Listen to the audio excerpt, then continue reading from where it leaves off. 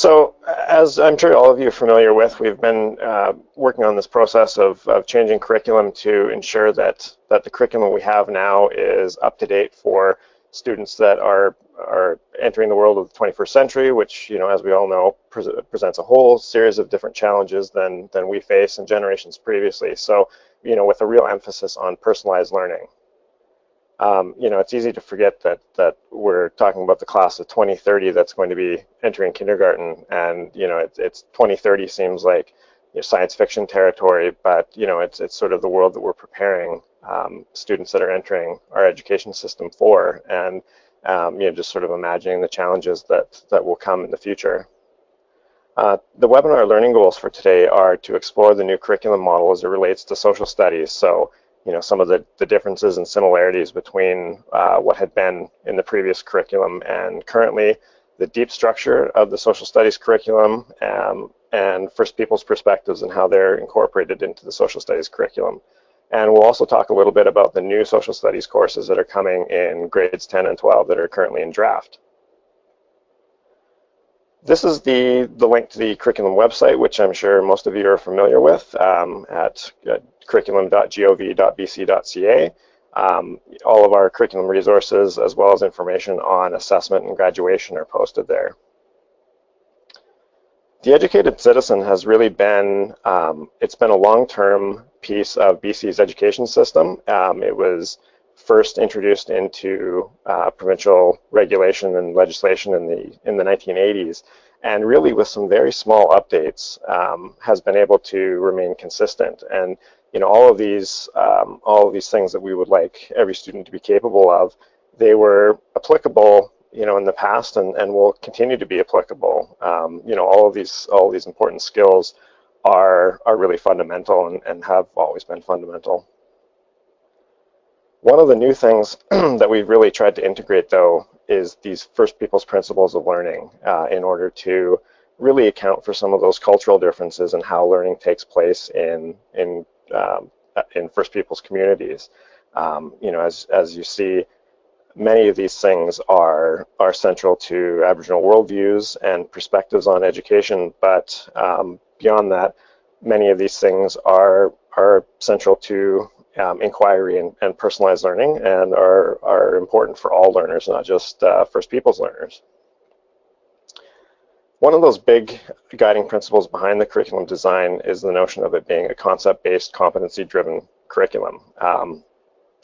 The core competencies are things like critical thinking, communication, personal responsibility, things like that they're not necessarily part of any specific curriculum area, but they're important to develop across the curriculum.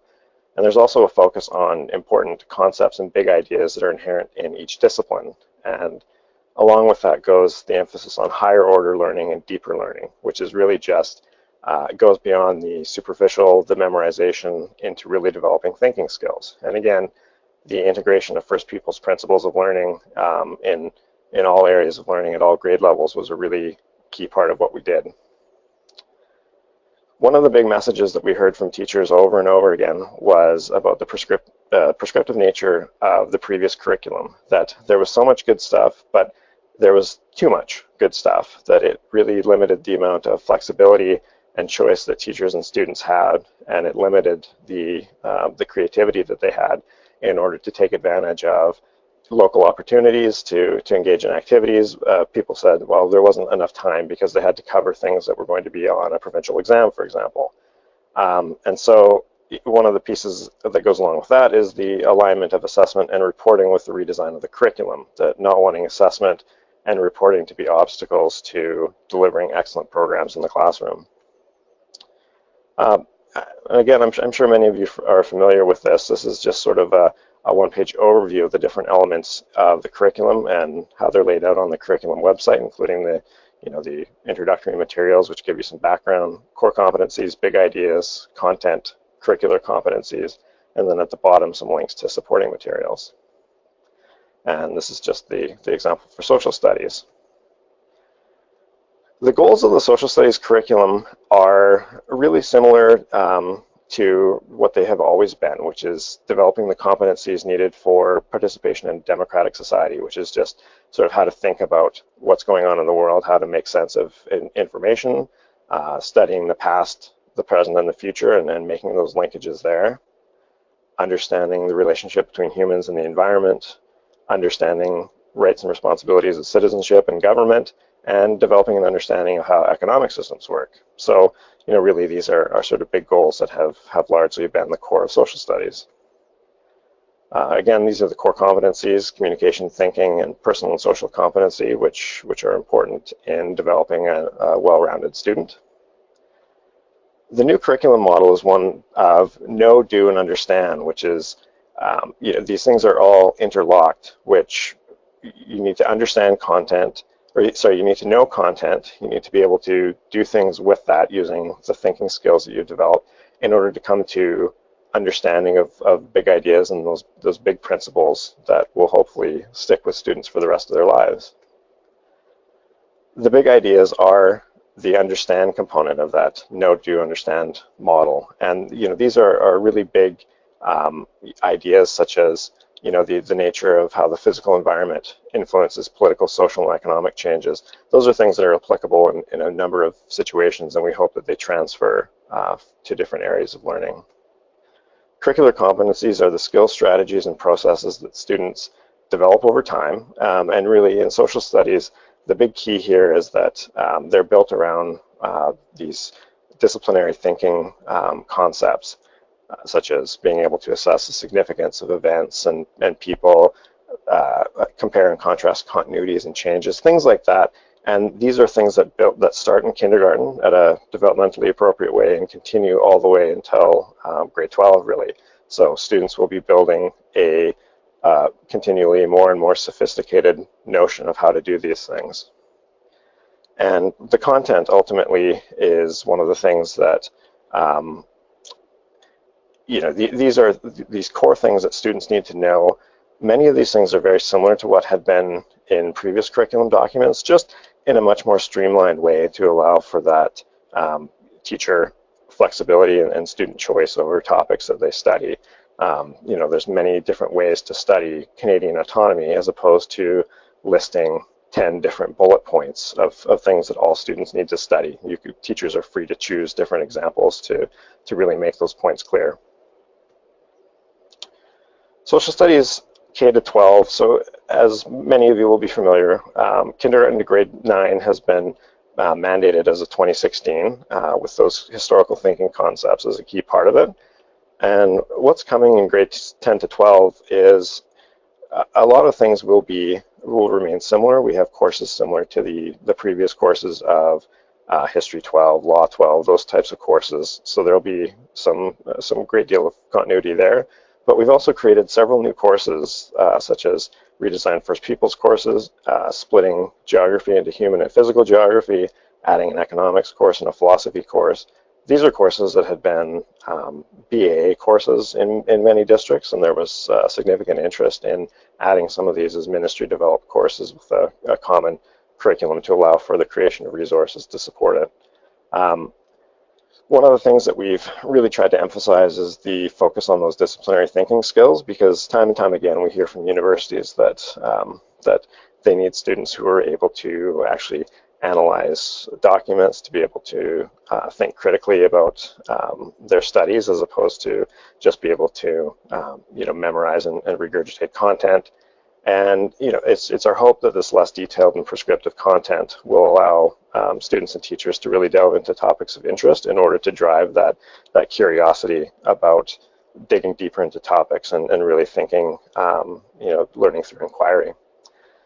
What's the same, though, is, again, those topics of the topics under the educated citizen, that the development of educated active citizens is a critical focus. And, one of those big pieces for social studies is the understanding of rights and responsibilities of citizenship, and an understanding of Canadian history and how we have come to where we are today.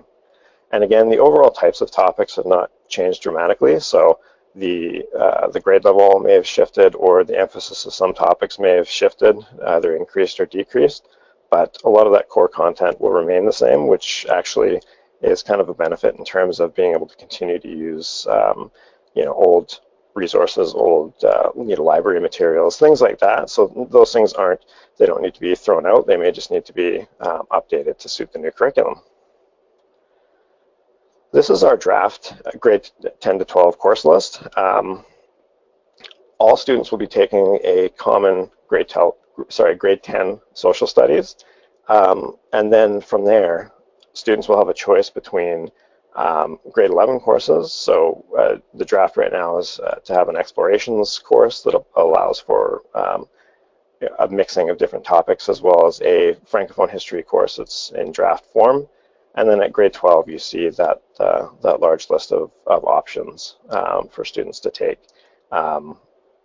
So really, I think there's been quite a growth in the different options available to students. I think many of those courses were driven by popularity at the local level. So I think we're quite excited about the potential for students to really explore some of those different courses. One of the advantages as well of this structure is that in the past, students were able to take one of 3 grade 11 courses to graduate, and this left the situation where some students did not take Social Studies 11 before they graduated, meaning they didn't get key aspects of modern Canadian history, civics, things like that. In this new format, Social Studies 10 basically covers that modern Canadian history and government topics that were previously in Social Studies 10, meaning that all students will take that in grade 10 before they graduate, so that they have a complete choice of those grade 11 and 12 options in order to graduate without missing some of that key content. So that was really one of the big reasons behind the shifting of that content. This is just a comparison guide that was put together in order to help students and administrators and people at the university level understand some of those transitions between the old curriculum and the new. It just sort of goes through this. We used to have History 12, and this is now comparable to things like 20th century world history. And just in a little bit more detailed format for people to be able to see exactly what some of those differences are in terms of content and the skill development. So in terms of graduation requirements, this was the piece that Robert was going to speak to, and I'm happy to speak to that in his behalf. He left me just a few notes here, and what he was going to say was just that there has been some confusion about what courses satisfy the Socials 11 and 12 graduation requirement, and this is the new updated language that's going to appear in the handbook of procedures coming out soon. So students who will be graduating before July 1st, 2018 need to satisfy the 2004 graduation program course requirements to graduate, including a Social Studies 11 or BC First Nation Studies 12 course. There's no changes to this requirement for students graduating before July 1st, 2018. The courses most often used to satisfy this requirement are Socials 11, Civics Studies 11, and BC First Nation Studies 12. There's also one AP and several IB courses that satisfy the requirement. A complete list of courses that satisfy this requirement can be found on the online course registry. The courses that satisfy the Social Studies 11 or 12 graduation requirement is changing for students who graduate after June 30th, 2018. There will be flexibility with this requirement for these students in that they may use any of the new Socials 11 or 12 courses to meet the requirement, or any current elective grade 12 Social Studies course completed after June 30th. So the next steps in the development of the Social Studies curriculum are that starting in this fall and into next spring, the curriculum teams will meet again, review and analyze all feedback that's been sent to the ministry to date around these drafts, and the drafts will be revised based on that feedback. And as well, the curriculum will be translated into French. In spring 2018, the final curriculum will be posted on the ministry website, and starting in the next school year, in July 2018, the grade 10 to 12 curriculum will be ready for use. there's a variety of support materials that are available to help support that. So there are videos on our website. There's different resources, FAQs, brochures, instructional samples that are being posted to our website. And as well, there's the Teach BC website, which is the BCTF educational resources portal.